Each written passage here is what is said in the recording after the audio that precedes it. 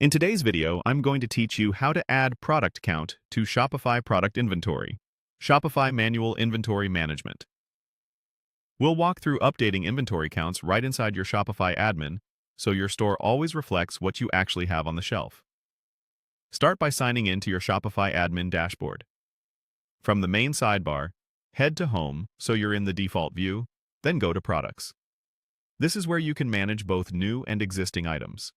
If you're adding something new, click Add Product to create it first. If the product already exists, simply open it from the list.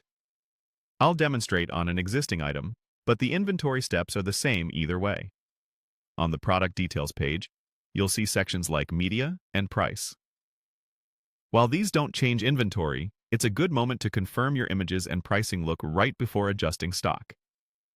Now scroll to the Inventory area. This is where you'll manage the product count. If your store has multiple locations, expand the Locations section to see stock per location. You'll notice columns like Committed and On Hand. Committed represents units tied up in open orders that haven't been fulfilled yet. On Hand is the physical quantity sitting in your location.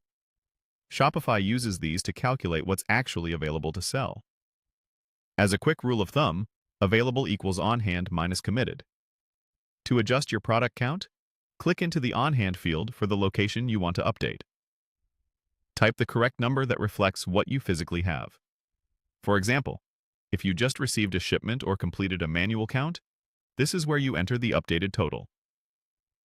Take a second to double-check the number, especially if you manage more than one location. When you've entered the correct quantity, click Save. Saving is important because inventory updates don't apply until you confirm them. If you use SKUs for tracking, highly recommended for organized reporting, make sure the SKU field on this product is filled in accurately.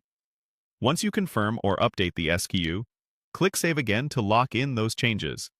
That's it. You've updated your product count in Shopify using manual inventory management. Remember, committed numbers are driven by orders, so you typically only change the on-hand field. Repeat the same process for any other products or variants you need to update. Keeping these numbers current helps prevent overselling, keeps customers happy, and gives you clean, reliable reports. Thanks for watching, and feel free to replay